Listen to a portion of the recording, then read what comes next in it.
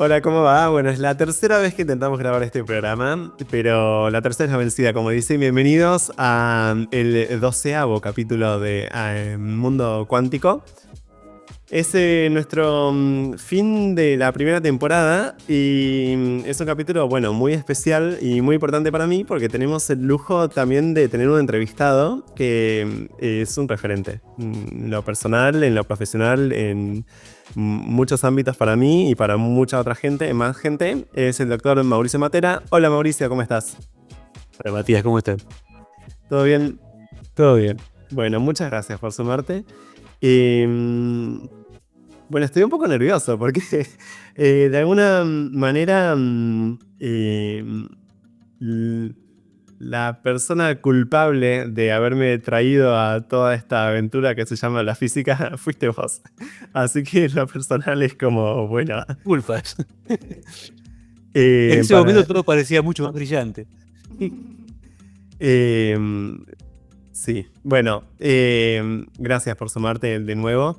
Este es un programa, te cuento, en el cual charlamos sobre física cuántica, tecnología cuántica y un poco nos tomamos el lujo de hablar también de tecnología que no sea cuántica necesariamente y cómo impactar en la sociedad. Y entonces, en esta primera temporada que estamos hoy cerrando, fuimos entrevistando a diferente gente y charlando también sobre la importancia de la computación cuántica, del sensado cuántico, las comunicaciones cuánticas, pero también qué tiene que ver las tecnologías cuánticas con inteligencia artificial y qué tiene que ver la inteligencia artificial con la sociedad. Entonces, orbitamos un poco esas temáticas y me parece súper importante poder cerrar con un referente como vos en el campo de la investigación en física cuántica. Y bueno, me gustaría quizás, si tenés ganas de presentarte un poquito, vos haces investigación en el IFLP, sos profesor. Bueno, actualmente soy profesor en el Departamento de Física de la Universidad Nacional de La Plata y tengo un cargo de investigador independiente en CONICET, con lugar de trabajo acá en el Instituto de Física de La Plata, donde estoy grabando esto. Mi tema de investigación tiene que ver con aspectos de la teoría cuántica e información cuántica y algunas de sus aplicaciones a ciertas tecnologías. En particular, yo trabajo en este momento en teoría de entanglement y en cuestiones que tienen que ver con cómo podemos simular sistemas cuánticos con computadoras clásicas. Mi línea principal tiene que ver con eso. Y eso toca varias cosas. Una de ellas tiene que ver con, bueno, qué es lo que hace que sea interesante estudiar esta física de sistemas cuánticos, por qué son distintos los sistemas cuánticos a lo que estamos acostumbrados en mecánica clásica y a la experiencia cotidiana. ¿Por qué también es tan difícil entender y simular estos sistemas? Tiene que ver con simplemente esta falta de costumbre, esta falta de intuición esto que tenemos sobre el comportamiento de estos sistemas, o tiene que ver con algo más profundo. Bueno, lo que se ha estado estudiando en las últimas décadas es que efectivamente los sistemas cuánticos son difíciles de simular porque presentan, entre otras cosas, una característica conocida como entrelazamiento cuántico. El entrelazamiento cuántico tiene que ver con algo que se llama no localidad, que nos dice que las propiedades de un sistema no se pueden describir completamente en términos de las propiedades de las partes. Es una idea muy fundacional de la física y de las ciencias en general es que para estudiar el mundo lo partimos en pedacitos, y si somos capaces de entender cómo cada pedacito se mueve por su cuenta y cómo cada pedacito habla con el resto, en principio seríamos capaces de describir cómo funciona el todo. Bueno, la mecánica cuántica no funciona del todo así. En ciertos regímenes, en particular a escala atómica, los sistemas no se pueden descomponer en pedacitos y las propiedades de los sistemas cambian muchísimo cuando las ponemos juntas. O cuando las ponemos juntas y después las separamos de vuelta. El entretenimiento tiene que ver con eso. Y esas propiedades tienen que ver con cosas que sí estamos habituados a que pasen. Por ejemplo, que me puedas traer una silla y no me hunda. ¿Sí? Ese fenómeno es tan normal para nosotros, tiene que ver con que microscópicamente los sistemas se comportan de acuerdo a esta dinámica cuántica. Bueno, entender esas cosas es parte de mi trabajo. Y como les decía, bueno, simular estos comportamientos requiere mucho poder de cómputo, y si fuésemos capaces de controlar estos sistemas como controlamos una computadora tradicional, seríamos capaces de, además, resolver problemas que son muy difíciles para las computadoras hoy en día. La única forma de hacerlo sería accediendo a controlar sistemas cuánticos. Quizás para aquel oyente que no está familiarizado incluso con la palabra simular, pero sí quizás está familiarizado, qué sé yo, con los juegos de simulación de vida, como los Sims. Sería un poco, no sé, estoy pensando, ¿no? En que no basta con simular cada personaje, que tenés que sí o sí simular la sociedad como un todo. Bueno, justamente, una característica de estos comportamientos es que son fuertemente no lineales. Y esto es algo que tienen en común con los sistemas sociales, con los sistemas biológicos. Cuando tenemos estos comportamientos no lineales, no podemos comprender toda la dinámica, todas las posibilidades de un sistema mirando lo que le pasa a pedacitos. Esto quizás es la parte más sorprendente y con la parte menos intuitiva de tanto la teoría cuántica como de otras teorías que comparten esta característica. Sí, que vos decías que entendiendo y pudiendo simular estos sistemas cuánticos, ¿no? Uno podría, bueno, entender cosas quizás más profundas, no sé si del universo, también de las tecnologías, de distintos universos, como si fuera un poco una llave que abre quizás puertas a más problemas todavía. Nosotros en la radio hablamos muchísimo sobre computación cuántica y quizás hablamos un poquito sobre criptografía, comunicaciones, pero no hablamos de fenómenos de la física fundamental. Y ahí quería preguntarte qué parte de tu investigación, qué problemas específicos son los que vos, a nivel personal incluso, ves que son interesantes. Si uno puede destrabar esta cuestión de la simulación de sistemas cuánticos. Bueno, vos preguntabas qué significa simular.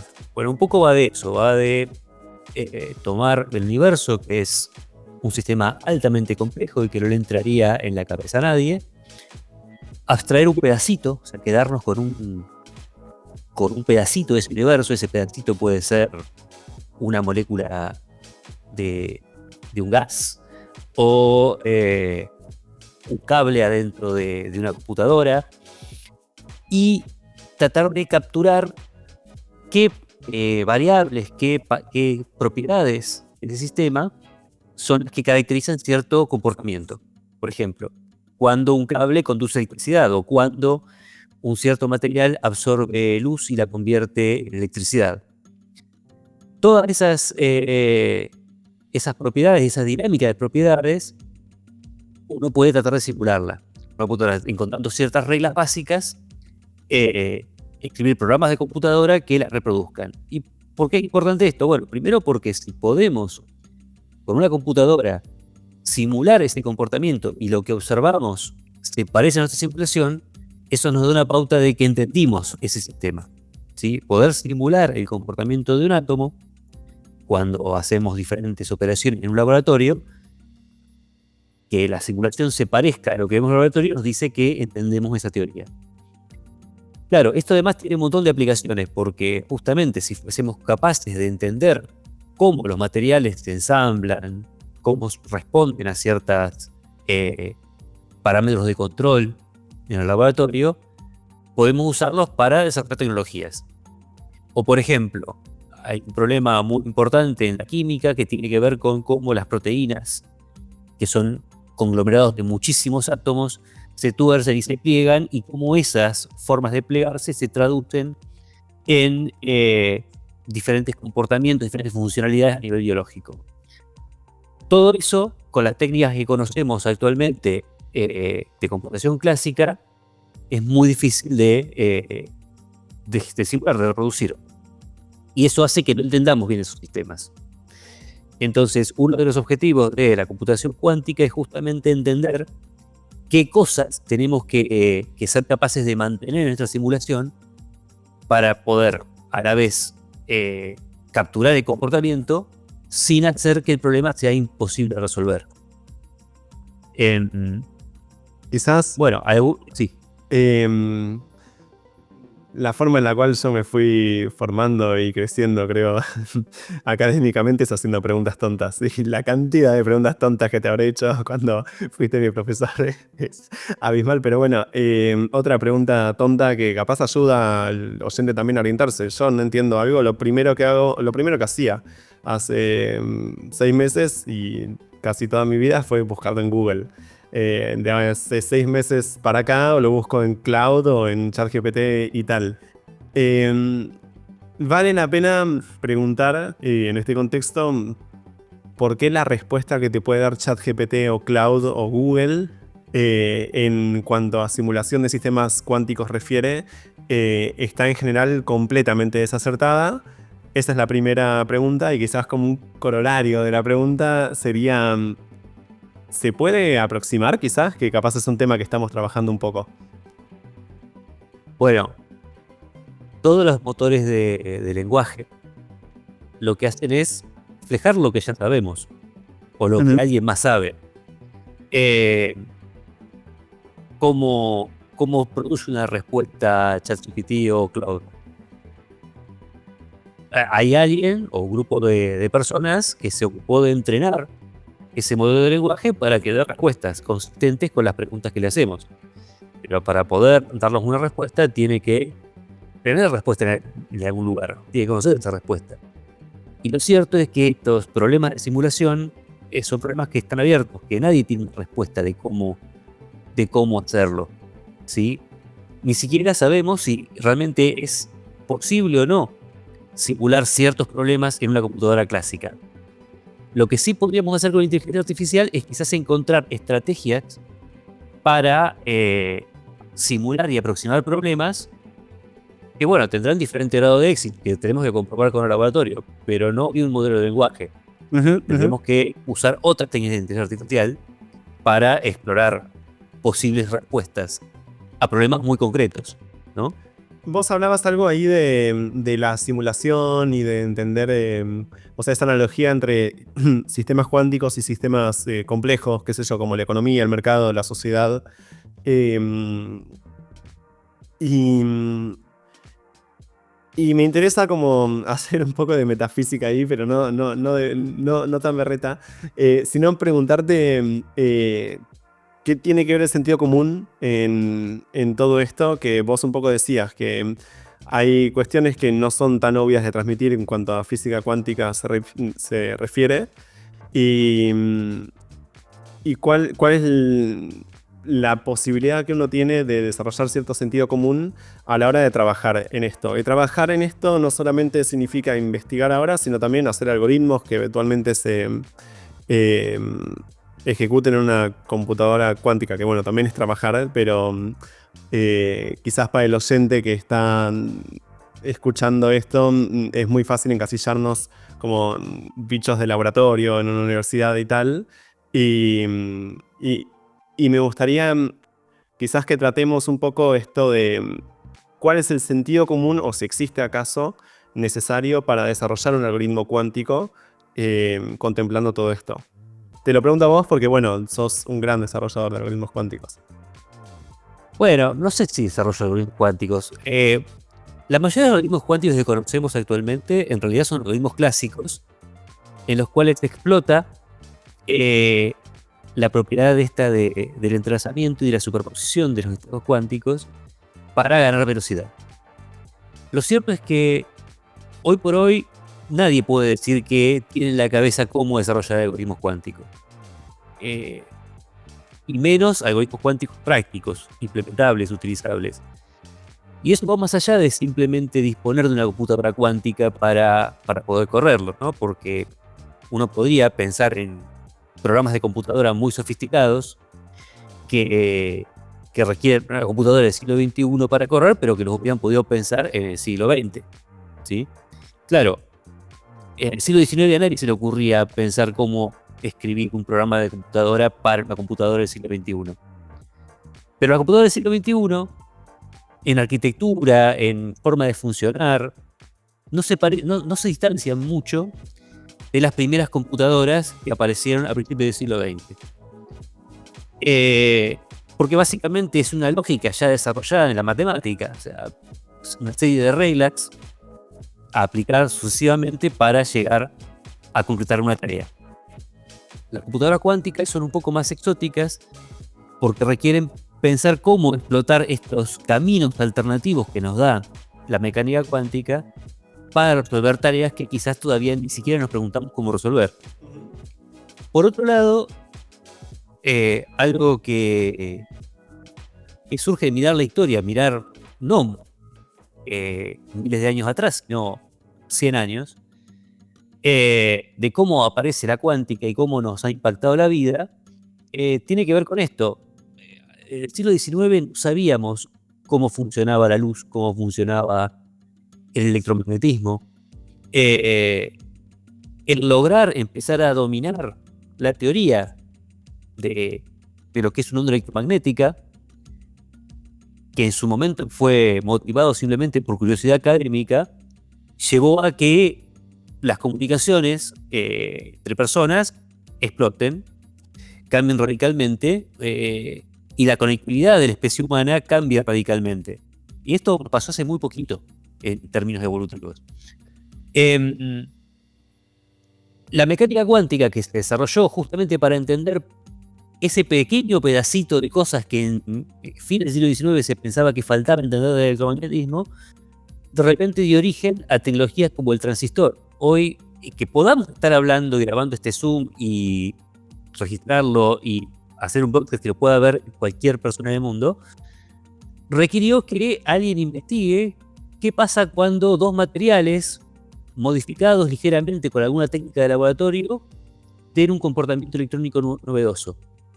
La invención del transistor hizo posible eso. Y claro, entre que a alguien se le ocurrió la mecánica cuántica para explicar lo que no entendíamos 50 años antes, a que aparezca el primer transistor, que hoy tengamos computadoras que tienen miles de millones de transistores, que nos permitan comunicarnos, registrar en tiempo real, en forma binaria, todo eso nos pasó en muy poco tiempo.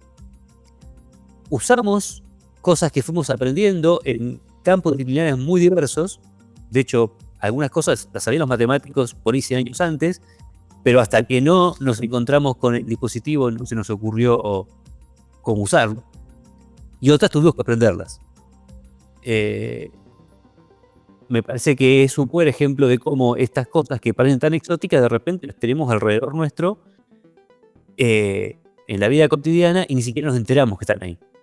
Hay como dentro de todo esto una suerte de nueva ciencia ficción que nos estaría como faltando, ¿no? Te escucho y digo, bueno, ¿y qué vendrá después, no? Si uno tuviera una computadora cuántica tolerante a errores y suficientemente potente y tal, ni siquiera tenemos certeza de para qué la usaríamos realmente. Tenemos, por supuesto, como algoritmos cuánticos, tenemos un puñado de algoritmos cuánticos, no tenemos tantos como ocurre con la IA o con la computación clásica, y que hay que probarlos. Y después está como toda esta cuestión de, bueno, ¿qué haces con la tecnología? Que quizás con la gama de tecnologías que facilitó la primera ola de cuántica, con los transistores y tal, que quizás deriva y el punto, no sé si de llegada o de partida de algo nuevo es la inteligencia artificial. Esto del imaginario nos está costando de qué hacer con esto. Y entrevistamos a un profesor de la UBA que se llama Fernando Yapasnik, que nos contó un poco cuáles son las problemáticas que hay con el uso de la inteligencia artificial en educación. Y es claro, es muy muy difícil de imaginar cuáles van a ser las problemáticas que puedan llegar a surgir en el siglo, qué sé yo, 22, con el uso de la computación cuántica. Bueno, la primera cuestión tiene que ver con cómo garantizamos la privacidad y la seguridad de la comunicación con herramientas clásicas. Todos esos problemas que se usan para hacer que la comunicación sea segura, una computadora cuántica en principio podría resolverlos. Y ya tenemos algoritmos que hacen eso. Son algoritmos muy sencillos, pero ya sabemos que mucha de la comunicación que garantiza de que cuando ponemos una tarjeta de crédito o hacemos una transacción con celular, eso no se ha intervenido en el camino. Cuando los gobiernos y los hackers tengan computadoras cuánticas, ya no va a servir más. Entonces, esta es uno de los primeros impactos de los problemas que nos va a generar tener computadoras cuánticas. La otra es disponer de computadoras cuánticas realistas, funcionales, nos permitiría quizás resolver problemas que tienen que ver con el desarrollo de nuevos materiales o nuevas tecnologías que tampoco sabemos cómo se van a traducir en problemas sociales. Vos hablabas de la IA. La IA y los modelos de lenguaje no son algo que de repente la humanidad descubrió hace 2 años. Este tipo de problemas se vienen pensando desde hace 30, 40, 50 años. O sea, esta idea de tratar de reproducir cómo funciona el cerebro con algún artilugio matemático, electrónico, es tan vieja como la civilización. Hace 60 años empezó a pensar cómo fabricar con electrónica modelos que reproduzcan el comportamiento del cerebro en algún sentido. O sea, un simulador de cerebro. Y los desarrollos que se fueron haciendo tanto en matemática como en física y en electrónica permitieron hoy implementar estos modelos de lenguaje tan sofisticados que hacen que creamos que estamos hablando con una persona real. Sabemos que no es una persona real, que no se parece internamente el comportamiento de esos modelos a cómo funciona el cerebro, pero esa simulación es bastante buena como para confundirnos. Y eso que nos confunde, además, empieza a tener un impacto sobre cómo nos relacionamos con esos simuladores y con las otras personas. Que de repente pensemos que podemos preguntarle a la IA cómo resolver un problema abierto en física o cómo tratar una enfermedad o hablarle como si hablase con un psicólogo, empieza a tener algún impacto en cómo nos sentimos, cómo nos comportamos, cómo vivimos. Y fue simplemente un avance en lo que respecta a la tecnología muy simple, muy pequeño. Fue simplemente un pequeño cambio de escala de algo que ya existía y que de repente se vuelva disponible. Entonces, ¿cómo va a afectar la computación cuántica y las tecnologías cuánticas de acá a 100 años? Creo que nadie está en condiciones de siquiera tirar una opinión. Hay un montonazo de preguntas que se me ocurren que quizás las quiero decir en voz alta, así qué sé yo, queda grabado y lo hablamos después o en un próximo capítulo de la temporada número 2. La primera es cuál es la posibilidad que ofrecen, o si al menos sabemos qué posibilidad ofrecen las computadoras cuánticas para justamente simular o computadoras cuánticas o sistemas complejos, por ejemplo, qué sé yo, la economía, la sociedad, sistemas biológicos y tal. Y creo que en general como que la sociedad tiene una visión muy errada de la computación cuántica como una caja negra que te va a resolver todos los problemas y opera de una forma un poco diferente, manipulando las amplitudes de probabilidad, etcétera, etcétera. Otra pregunta que creo que es más relevante para esta entrevista, y con esto me gustaría dedicarle los últimos minutos, es quizás que hagamos alguna reflexión.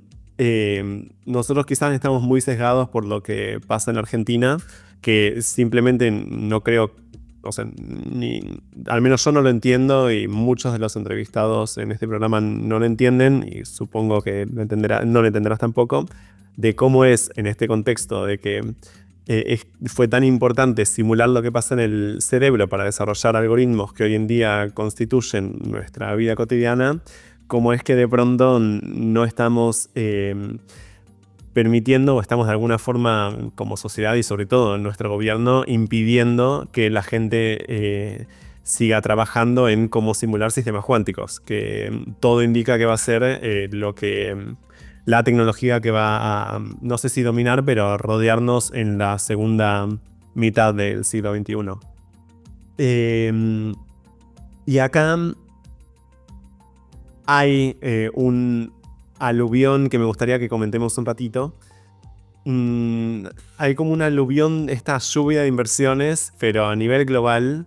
Y esta idea del modelo de startup, de poder, o sea, hacer como un OpenAI o un Anthropic de cuántica.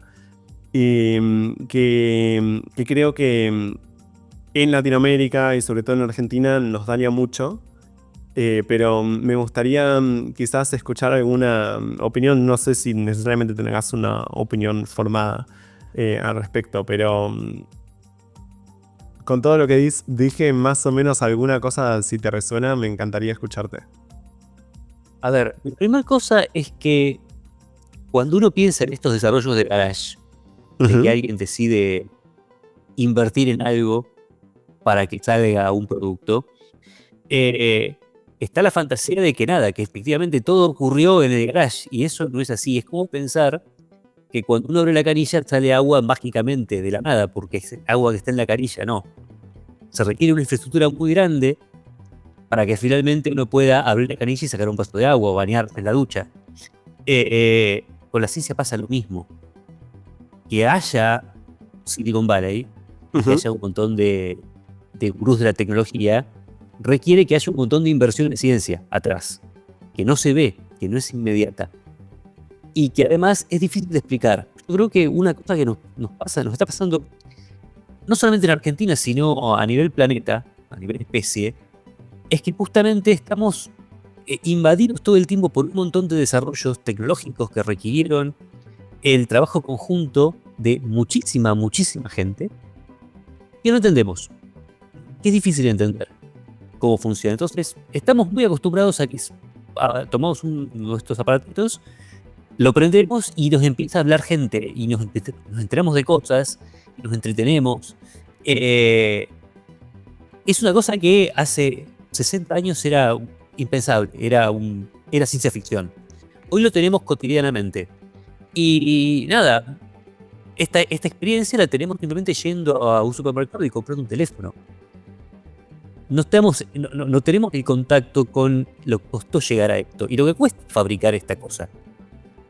Requiere una cadena de trabajo de un montón de gente, desde conseguir los minerales para fabricarlo hasta el diseñarlo, desarrollarlo, ver que funcione, ver cómo mejorarlo. Eso no lo vemos.